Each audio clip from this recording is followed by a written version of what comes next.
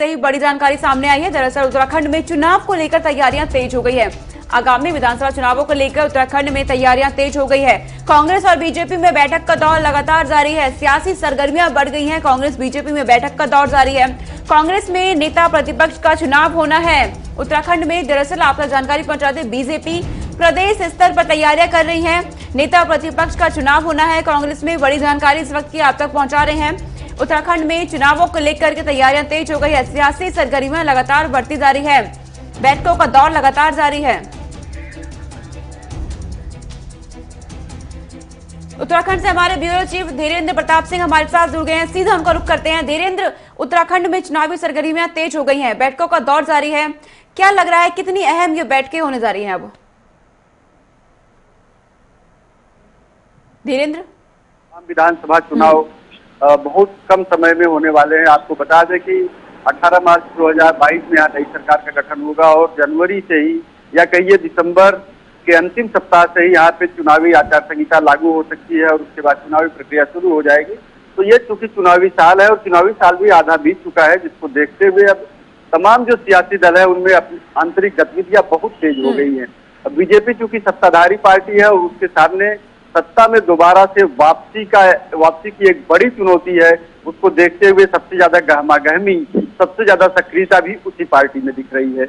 इसके बाद बात करें कांग्रेस की, कांग्रेस मुख्य विपक्षी पार्टी है और उसका पूरा प्रयास है कि इस बार वो सत्ता में वापसी करे, क्योंकि 2012 से 17 में कांग्रेस सत्ता में थी। तो कांग्रेस नेताओं में भी इसकी हलचल देखी जा रही है। हालांकि कांग्रेस की जो प्रमुख नेता थी और उत्तराखंड विधानसभा में नेता प्रतिपक्ष डॉक्टर इंदिरा हृदय के निधन के बाद कांग्रेस को एक नए नेता प्रतिपक्ष की तलाश है और कांग्रेस इस पे मंथन कर रही है कि कौन सा ऐसा विधायक हो सकता है जो कि बीजेपी को टक्कर दे सके, विधानसभा में भी, संसद में भी और सड़क पर भी, यानी असेंबली में भी और सड़क पर भी। इस लिहाज से कौन विधायक अच्छा हो सकता है। इसके साथ ही साथ कांग्रेस के सामने ये भी चुनौती है कि जिसको यह पद दिया जाए वह जो यहाँ के तमाम जो राजनीतिक समीकरण होते हैं उनमें भी संतुलन बिठाए, यानी जाति समीकरण के हिसाब से देखें।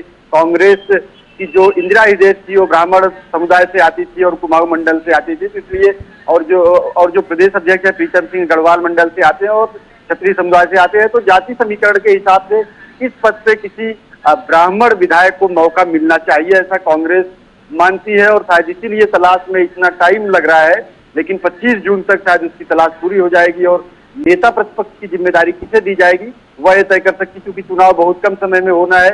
इसलिए कांग्रेस का पूरा प्रयास है कि ऐसे व्यक्ति को नेता प्रतिपक्ष की कुर्सी दी जाए जो बीजेपी से टक्कर ले सके, बीजेपी के जो जनहित के कार्य करने में जो असफल रही है, जो उसकी घोषणाएं नहीं पूरी की जा सकी है, उसको जनता के बीच ले जा सके। इसी तरह बीजेपी का पूरा प्रयास है कि सत्ता में वापसी की जाए और उन्होंने शायद इसीलिए चुनाव से 1 साल से भी कम समय के रहने के बावजूद जो है मुख्यमंत्री का चेहरा बदला और उसको पूरी उम्मीद है कि तीरथ सिंह रावत के नेतृत्व में चुनाव लड़के हो वापस सत्ता में वापसी करेंगे।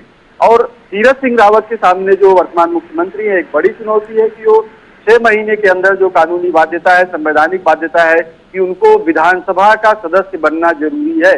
तो अभी भी शायद मुख्यमंत्री तय नहीं कर सके क्योंकि विधानसभा सीट से चुनाव लड़ेंगे। हालांकि प्रदेश में 2 सीटें अभी खाली हुई है। उत्तरकाशी से जो गोपाल सिंह रावत विधायक थे उनका कैंसर की वजह से आकस्मिक निधन हो गया, वह सीट खाली है। डॉक्टर इंदिरा हृदय के निधन से हल्द्वानी की सीट भी खाली है।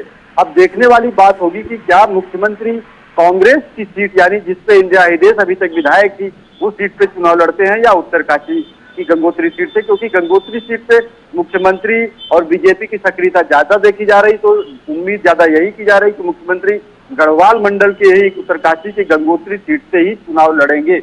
लेकिन बात करें पार्टी की आंतरिक तैयारियों की, तो बीजेपी इसमें कहीं न कहीं अभी तक सबसे आगे दिखाई दे रही है। उसके राष्ट्रीय संगठन मंत्री BL संतोष, प्रदेश प्रभारी दुष्यंत गौतम लगातार फीडबैक ले रहे हैं, लगातार बैठकें हो रही है। 27, 28 और 29 जून को नैनीताल के रामनगर में चिंतन बैठक होने जा रही है। इसके पहले वर्चुअल प्रदेश कार्य समिति हुई जिसमें चुनावी एजेंडे पर काफी गहनता से चर्चा हुई और कुछ ही दिनों में उनका जो धीरेन्द्र ये जानकारी दीजिएगा कि क्या उच्च स्तर पर काम हो रहे हैं, जो बीजेपी की तरफ से, कांग्रेस की तरफ से जो वादे किए जा रहे हैं, क्या वो घर घर तक पहुंच रहे हैं उनके काम? बिल्कुल, देखिए सोनिका, यह दावा तो बीजेपी करेगी क्योंकि सत्ता में बीजेपी है और उसे यह बताना पड़ेगा कि 2017 के विधानसभा चुनाव में जो उसका मैनिफेस्टो था उसमें से कितने पे काम हुआ है, कितने पे नहीं हुआ और क्यों नहीं हुआ है।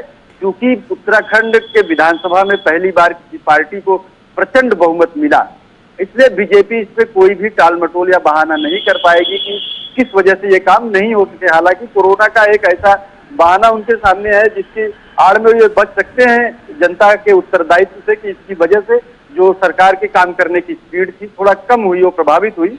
लेकिन फिर भी जो कांग्रेस है उसका पूरा प्रयास रहेगा कि बीजेपी को उनके मैनिफेस्टो पर ही घेरा जाए और 2017 के मैनिफेस्टो को प्रचंड बहुमत और डबल इंजन की सरकार क्यों नहीं पूरी कर पाई और क्या कमियां रह गई उसको कांग्रेस पूरा उघाड़ने का प्रयास करेगी। और बीजेपी शायद इस बात को बहुत अच्छी तरह से, बहुत बेहतर तरीके से समझती है, इसीलिए सांगठनिक स्तर पे वह कोई भी कमी नहीं छोड़ना चाहती। और आप देख रही होगी, आप ऑब्जर्व कर रही होगी कि लगातार उनकी जो सांगठनिक बैठकें हो रही है, जो चुनावी रणनीतियां बन रही है, वो कितनी मजबूती से और कितनी आप समझिए कि गंभीरता से उसको उनका आलाकमान ले रहा है। क्योंकि बंगाल का उदाहरण सामने है और भी कुछ प्रदेशों में बीजेपी सत्ता से बाहर हो गई है विधानसभा के चुनाव में, तो उसका पूरा प्रयास है कि उत्तराखंड में कम से कम ठीक है धीरेन्द्र, तमाम जानकारी आपने हम तक पहुंचाई कि उत्तराखंड में चुनावी सरगर्मियां तेज हो गई हैं, किस तरह से सरकार तैयारी कर रही है नेता प्रतिपक्ष के चुनाव को लेकर के।